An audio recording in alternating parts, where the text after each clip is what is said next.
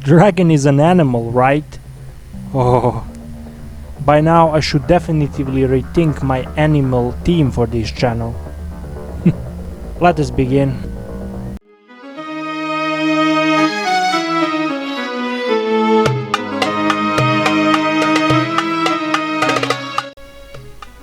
Of course, this is going to be full of spoilers and heavily subjective. You are warned. Now, everybody likes Frieza and the sagas that relate to him, including myself. And many think that those sagas are the pinnacle of Dragon Ball, including myself. Some might say that those sagas are the best sagas of all the series. Well, there they go too far. Whatever Frieza did, in my humble opinion, King Piccolo did better. And I really can't understand why people keep insisting on denigrating it behind Frieza's own sagas.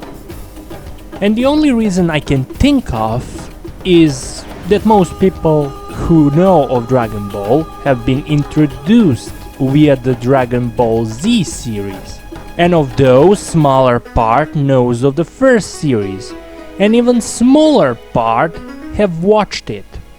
And I do understand, watching the second series first and then watching the first series can be a little bit of jarring for you. However, this saga and this series deserve some love, god damn it, and I'm going to give it to them.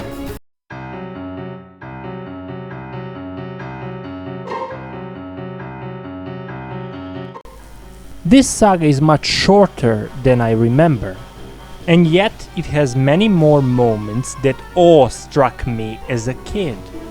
This is why I am going to split this into subparts. That being said, I really try to find and read manga for this video, but everything I did find looked as hot garbage mixed with some ass cancer. Also, I was seeking the sub, but I couldn't find any, so I'm going with the dub. That's what we are working from. Tremendous terror of tambourine. I simply love this guy. Sure, he was an absolute fuel for my nightmares when I was a kid, but that's precisely why I love him. And most things that he was doing in this saga I remembered, even with the passage of nearly 2 decades since I last watched this saga. To no small part, he is the reason why this saga is near perfect, and he is present just for the third of it, and not much in many of those episodes either. And his achievements are killing of Krillin, later confirmed as one-shot kill, which, let me tell you, at this point in the series is a hefty feat. Then we have the destruction of the first flying Nimbus, gift from Master Roshi, you fiend. Then nearly killing Goku, murdering many martial artists that we were familiar at this point in time. Also nearly doing the same to Yamcha, which at this point in time was still important, and not a cockload. And yes, totally ripping to shreds that poor villager, who mistakenly thought that he's there to save them. No. Just no. Some of those things are anime only, but this saga epitomizes what anime should do, which is to expand and enhance the experience of the watchers. And you see it here in the Tien Shinhan's little redemption arc, and the search for the ultra-divine water. And who can forget about Suno? Such a missed opportunity. But I'm going to leave that for the Red Ribbon Army episode if I ever make one. Old but still kicking. Piccolo is so awesome, even when he is ancient like Greece, but older. So what? He looks like that, and he can still snap any young whippersnapper like a twig. Let me see some other achievement. Oh yeah, Yajirobe is scared of the mere mention of his name. Goku got beaten half to death by him. The second half, by the way. And he escaped that by, well, Yajirobe gently pushed him a couple of times. After his heart has started beating again. No, totally not a plot armor. Then we have Master Roshi, who got himself killed by missing electric rice cooker with the evil containment wave. Or for you purists, Mofuba. Which again is totally not a plot armor. Yes, antagonists have those too, especially in Dragon Ball. Chaozu then, not realizing that he is not a perverted pig, tries to prevent Piccolo from using a wish, but fails, because he doesn't ask for something reasonable, like panties. Instead his wish is simply too long. After Piccolo kills him, he does something that no villain in the original story ever did before, or after. He successfully uses those damn Dragon Balls. But what came next made my jaw drop to the floor when I first watched this. And even back then I thought Goku is going to come and defeat Piccolo, and then after 1 year we are going to go on the quest to find Dragon Balls. Just like with Upa's father. But no, Piccolo kills the dragon, and all of my hopes come crashing down. I then realized that Krillin is gone, Master Roshi is gone, and we are not getting them back. This was halfway through the saga, which I had no idea back then, and Saturdays of those 10 weeks couldn't come quickly enough. And to think of another such moment in the series when Piccolo sacrificed himself, for example. He had an impact, but not like this, and never again like this. Hello darkness, my old friend. When I pick up the jaw from the ground, I could also see how devastating this whole affair was for the characters. Tien most of all, who already had his demons and he was beginning to exorcise them, and then this hit him like a ton of bricks. Firstly, he couldn't do anything for Master Roshi. But to top that off, against Master's wishes, he sent his best friend out to die. And then we have Yamcha's realization that he is useless because of his leg, the group's realization that there are no more Dragon Balls, and then their illusion back at the Kame house that Master Roshi is still alive. And let me tell you, that one hit home the most for me. Goku, for his part, first found out that Master Roshi is dead, and then that he is alive, which turned out to be false, and eventually Illusion is trying to kill him. Piccolo reigns supreme. The death of one man is a tragedy, the death of millions is a statistic. Think about Stalin what you will, he knew what he was talking, at least in this particular matter. What can you do? Human mind can't simply comprehend the death of large amount of people. Wait, I don't think I am explaining this properly. Let me give you two examples.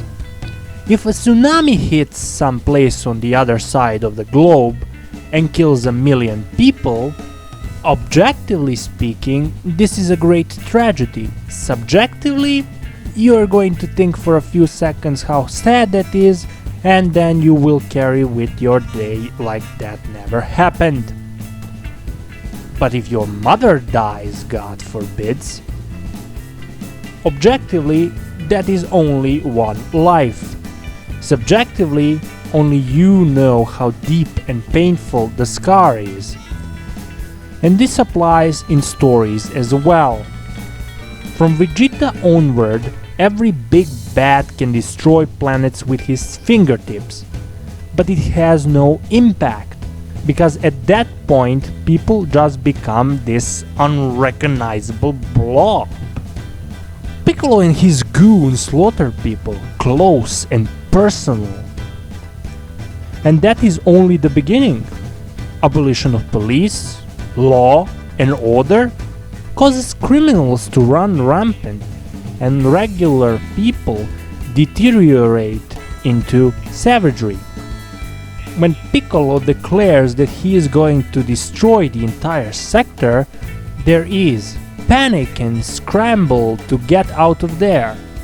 All of this makes him, in my mind, much more terrifying tyrant than Frieza.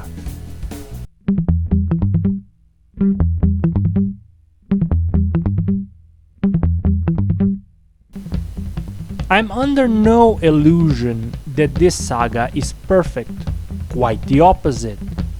For anything to be good, there must be imperfections. The problem truly lies when such imperfections turn out to be a chronic disease. And I'm afraid that this saga has many of those. First, those damn sensu beans. They started as a nice way to be fed for a long time and to restore lost energy. But we can see here that they are starting to become more, which will all culminate by the beginning of the Namek saga, where sensus can basically cure cancer. And it also vexes me that these guardians and quote-unquote good guys can't take the time from their busy schedule to eradicate all diseases and hunger in the world. Then there is the ever-increasing creep of the future power levels, which is basically cemented in this saga when Goku overpowers Piccolo. This thing will become the norm and lead to yet another problem. Tien Shinhan was just as strong, if not stronger than Goku just a few days ago. But now there is this bigger threat. Well, we must enhance Goku, leaving Tien in the dust, never to challenge him again. This problem will become so large that if your race is not Saiyan, you can kiss your chances for victory goodbye. But the biggest pain in my neck, however, is the gradual phasing out of genuine strategizing during the fights, which was present in the beginning of the story. After image technique or drunken fist would never be developed in the current Dragon Ball, and this is a shame. They're so far removed from that time that I don't think it would even look organic anymore to reintroduce such techniques into the current story. This is why I am savoring every moment of the evil containment wave, a technique that would, at least theoretically, allow even someone as pathetic and weak as Yamcha to stand shoulder to shoulder with a giant like Frieza. Now, I do admit that such power differences may be too great, but we really don't have the official confirmation on the issue. Which reminds me, why haven't Piccolo used Evil Containment Wave against Frieza? Well, we all know why. Because Goku needed to give the last punch. That's why. I swear it, that is the most tiresome cliche in the Dragon Ball as a whole.